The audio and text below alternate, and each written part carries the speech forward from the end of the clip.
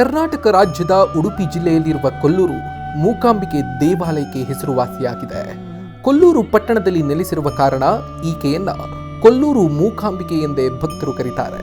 ಈ ಆಲಯವು ಶಕ್ತಿ ಪೀಠಗಳಲ್ಲಿ ಒಂದಾಗಿದ್ದು ಪಾರ್ವತಿ ದೇವಿಯ ರೂಪಕ್ಕೆ ಸಮರ್ಪಿಸಲಾಗಿದೆ. ಪ್ರತಿನಿತ್ಯ ಸಾವಿರಾರು ಭಕ್ತರು ತಾಯಿಯ ಕೃಪೆಗೆ ಪಾತ್ರರಾಗಲು ಭೇಟಿ ನೀಡುತ್ತಾರೆ. ಹಾಗೆ ದರ್ಶನಕ್ಕೆ ಬರುವ ಭಕ್ತರು ದೇವಾಲಯದ ಜೀರ್ಣೋದ್ಧಾರಕ್ಕೆ ಅಥವಾ ತಾಯಿಗಾಗಿ ಉಡುಗೊರೆಯನ್ನ ದೇಣಿಗೆ ರೂಪದಲ್ಲಿ ಅರ್ಪಿಸುತ್ತಾರೆ.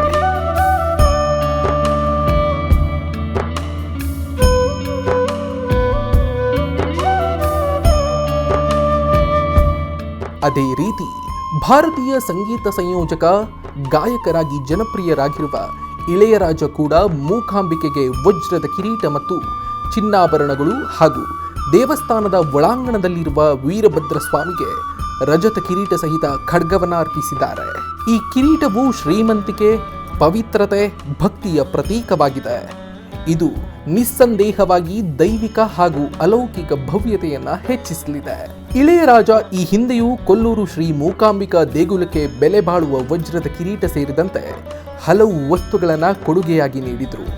ದೇವಳದ ಅರ್ಚಕ ಶ್ರೀಧರ ಅಡಿಗ ಅವರ ನೇತೃತ್ವದಲ್ಲಿ ಸಮರ್ಪಣೆ ಕಾರ್ಯದ ಧಾರ್ಮಿಕ ವಿಧಿವಿಧಾನ ನಡೆಯಿತು. ವಜ್ರ ಕಿರೀಟ ಸಹಿತ ಆಭರಣಗಳನ್ನ ಕೊಲ್ಲೂರು ದೇವಳದ ಓಲಗ ಮಂಟಪದಿಂದ ವೈಭವದ ಮೆರವಣಿಗೆಯ ಮೂಲಕ ದೇಗುಲಕ್ಕೆ ಬರಮಾಡಿಕೊಳ್ಳಲಾಯಿತು. ಈ ಸಂದರ್ಭ ಇಳೆಯರಾಜ್ ಕುಟುಂಬದವರನ್ನ ದೇಗುಲದ ಆಡಳಿತ ಮಂಡಳಿಯ ವತಿಯಿಂದ ಗೌರವಿಸಲಾಯಿತು.